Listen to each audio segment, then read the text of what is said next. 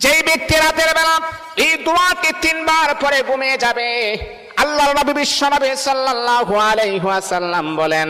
সকাল বেলা যখন আল্লাহ তাআলার বান্দা ফজরের নামাজের মাঝে